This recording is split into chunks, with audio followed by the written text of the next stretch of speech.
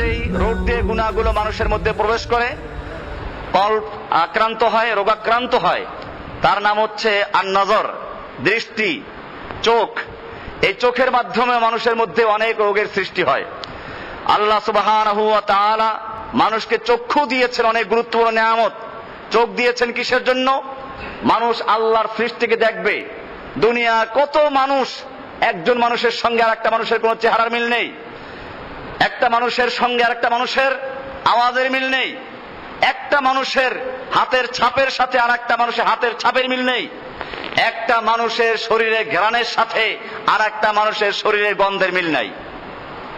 বিজ্ঞানীরা আবিষ্কার করেছেন, হাতের ছাপ যেরকম ভাবে একজনের সাথে আরেকজনটা মিলে না, এরকম ভাবে এক একজনের শরীরে যে একটা গন্ধ আলাদা, একজনের শরীরের সঙ্গে আর একজনের শরীরের গন্ধ মিলে না। আল্লাহ রাব্বুল আলামিন তারপরে এই সমস্ত সৃষ্টি করেছেন, গাছগাছালি সৃষ্টি করেছেন কিসের জন্য? কোরআনে বহু জায়গায় বলেছেন, ইন্না ফি খালকিস সামাওয়াতি ওয়াল আরদ ইখতিলাফিল লাইলি ওয়ান নাহার, দিন রাতের পরিবর্তন, চন্দ্র সূর্য গ্রহ নক্ষত্র, এই সবগুলো আল্লাহ রাব্বুল আলামিন সৃষ্টি করেছেন আল্লাহকে চেনার জন্য, আল্লাহকে জানার জন্য। মানুষ এগুলো দেখবে, দেখে তারপর আল্লাহ শুকরিয়া আদায় করবে, আল্লাহর প্রতি ঈমান রাখবে, আল্লাহর ইবাদত করবে। এই জন্য চক্ষু দান করা হয়েছিল। সুতরাং চক্ষু একটা বড় নিয়ামত। কিন্তু আল্লাহ তাআলা এর ক্ষেত্রে আরো বলেছেন, সব দেখার ব্যাপারে আল্লাহ তাআলা কিছু শর্ত দিয়েছেন, কোন কোন জিনিস দেখতে পারবে, কোনগুলো দেখতে পারবে না। এই জন্য কোরআনে এই কথা বলা আছে সূরা নূরের 30 নম্বর আয়াত, কুল্লিল মুমিনিনা ইয়াগুদ্দু মিন আবসারিহিম ওয়া ইয়াহফাযু ফুরুজাহুম যালিকা আযকা লাহুম ইন্নাল্লাহা খাবীরুম বিমা ইয়াসনাউন। কুল্লিল মুমিনিন, মুমিনদেরকে বলো, ইয়াগুদ্দু মিন আবসারিহিম, তারা যেন তাদের চক্ষুকে নিচু রাখে, তারা যেন তাদের চক্ষুকে নিচু রাখে। ইয়াগুদ্দু মিন আবসারিহিম, মুমিনদেরকে বলো তারা যেন তাদের চক্ষুকে নিচু রাখে। কে বলছেন? প্রত্যেকে খেয়াল রাখতে হবে, রাস্তায় চলার সময় আমরা কোন দিকে নজর করি। খালি হারাম জিনিস বলতে শুধু মেয়েলের দিকে তাকানো না, অন্যের সম্পদের দিকে তাকানো, অন্যের বড় বড় বিল্ডিং এর দিকে তাকানো, আর মনে মনে কল্পনা করা আমি যদি করতে পারতাম। এগুলোও গুনাহ, কারণ এর মাধ্যমেও আমার অন্তরের মধ্যে গুনাহ প্রবেশ করছে। এজন্য আল্লাহ তাআলা বলছেন, কুল্লিল মুমিনিনা, মুমিনদেরকে বলো, ইয়াগুদ্দু মিন আবসারিহিম, তারা যেন তাদের দৃষ্টি শক্তিকে নিচু করে রাখে, ওয়া ইয়াহফাযু ফুরুজাহুম, এবং তারা যেন তাদের লজ্জাস্থানকে হেফাজত করে, যালিকা আযকা লাহুম, আল্লাহ তাআলা বলছে এটাই তাদের জন্য পবিত্রতম বিষয়। ইন্নাল্লাহা খাবীরুম বিমা ইয়াসনাউন, মানুষ যা করে আল্লাহ তাআলা খবর রাখেন। তুমি কানে কানে চাইলা না আড়াইয়ে চাইলা, আল্লাহ তাআলা সব কিছু জানেন। পুরুষদেরকে বললেন, এবারে মেয়েদেরকে আলাদা করে বলছেন, ওয়াকুল্লিল মুমিনাতি ইয়াগুদুদনা মিন আবসারিহিন্না, মুমিন মেয়ে লোকদেরকে বলুন তারাও যেন তাদের চক্ষুকে নিচু রাখে এবং তাদের লজ্জাস্থানকে হেফাজত করে। চোখের সাথে লজ্জাস্থানের সম্পর্ক কি? আল্লাহর রাসূল সাল্লাল্লাহু আলাইহি ওয়াসাল্লাম ব্যাখ্যা দিয়েছেন যে চোখেরও জিনা আছে। আন আবি হুরায়রা রাদিয়াল্লাহু তাআলা আনহু আন নবী সাল্লাল্লাহু আলাইহি ওয়াসাল্লাম قال কাতাবা আলা ইবনে আদম নাসিবাহু মিনাজ জিনা, প্রত্যেকটা মানুষের এক একটা অঙ্গের সাথে জিনার সম্পর্ক আছে, প্রত্যেকটা অঙ্গের সাথে জিনার সম্পর্ক আছে। ইউদরিকুল্লাহ মুহালাতান, সে এগুলো প্রত্যেকটা অঙ্গ দিয়ে মানুষ জিনা করে। আল আইনান জিনাহুমা আন নজর, দুই চোখ এর জিনা হচ্ছে দেখা। ওয়াল উযনান জিনাহুমা আল ইস্তিমা, দুই কানের জিনা আছে, তা হলো এই জিনা সম্পর্কে কথা শোনা। ওয়াল লিসান জিনাহু আল কালাম, জিহবা তার জিনা হচ্ছে কথা বলা। ওয়াল ইয়াদু জিনাহা আল বাতশু, পা হাতের জিনা হচ্ছে ধরা। আর রিজলু জিনাহা আল খুতা, পায়ের জিনা হচ্ছে এদিকে চলে যাওয়া। ওয়াল কলবু ইয়াহবি ওয়া ইয়াতামান্না, এরপরে কলব ওটাকে নিয়ে গবেষণা করে এবং আকাঙ্ক্ষা করে। এরপরে শেষ পর্যায়ে ওয়ায়ুসাদ্দিকু যালিকাল ফরজ আও কাযযিবহু, লজ্জাস্থান এটাকে বাস্তবায়ন করে। কাজেই বোঝা গেল যে জিনার সঙ্গে চোখের সম্পর্ক অনেক গভীর। কারণ প্রথমে চোখ দিয়ে মানুষ, এটা একটা ক্যামেরা, এটার মাধ্যমে মানুষ একটা ছবি তোলে। এরপরে মাথার মধ্যে আল্লাহ রাব্বুল আলামিন অনেকগুলো শক্তি রেখেছেন। মানুষের যেমন 5টা ইন্দ্রিয় আছে, বাহ্যিক ভাবে মুখ দিয়ে কথা বলে, নাক দিয়ে ঘ্রাণ নেয়, জিহ্বা দিয়ে মজা নেয়, এরকম ভাবে কান দিয়ে শুনে, এরকম শরীরের চামড়া দিয়ে স্পর্শ করে। এরকম ভাবে মানুষের 5টা ইন্দ্রিয় আছে, গোপন ইন্দ্রিয়, যা আল্লাহ সুবহানাহু ওয়া তাআলা মাথার মধ্যে রেখেছেন। মাথার প্রথম অংশে আছে একটা কুওয়াতে মুতাসাররিফা, এরপর আছে কুওয়াতে মুতাখাইয়িলা, 5টা ইন্দ্রিয় মানুষের ভিতরে কাজ করে। যখন কোনো ব্যক্তি চোখ দিয়ে দেখে তখন এটা ছবি হয়ে যায়, আরেক জায়গায় সংরক্ষণ করে, এরপরে আরেক জায়গায় এটা নিয়ে গবেষণা করে। এইভাবে আল্লাহ রাব্বুল আলামিন এগুলো তো দিয়েছিলেন আল্লাহর কুদরতকে গবেষণা করার জন্য, তোমার এই বাজে গবেষণা করার জন্য আল্লাহ তাআলা দেন নাই।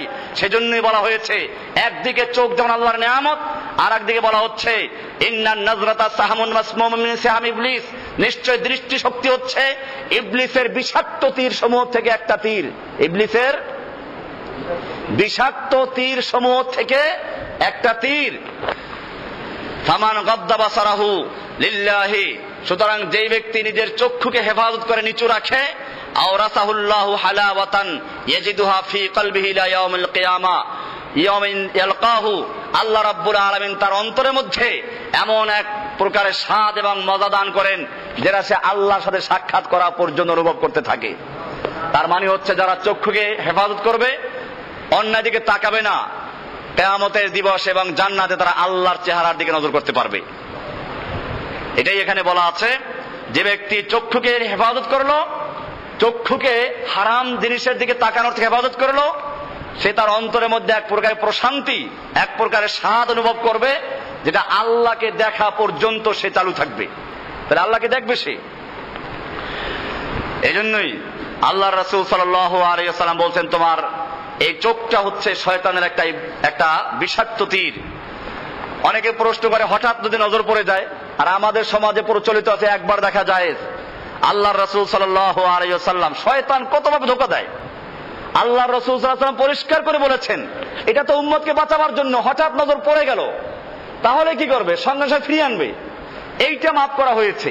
এখন আপনি একবার তাকাইলেন, তারপর দেখতেই রইলেন, অথবা আপনি জানেন যে একটা মেয়ে লোক আছে পিছনে, তারপরে দেখলেন, এইটা মাপ না।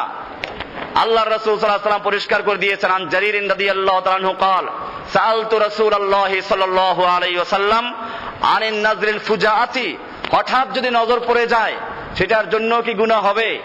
আল্লাহর রাসূল সাল্লাল্লাহু আলাইহি ওয়াসাল্লাম বললেন, ফাকালা ইসরিফ বাসারাক, তুমি তোমার চক্ষুকে সঙ্গে সঙ্গে ফিরিয়ে নাও।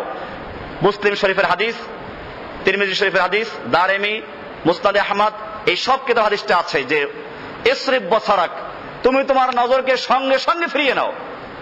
ওটা মাপ। অনিচ্ছাকৃত যেটা তোমার নজর পড়ে গেছে ওটা আল্লাহ সুবহানাহু ওয়া তাআলা মাফ করে দিবেন।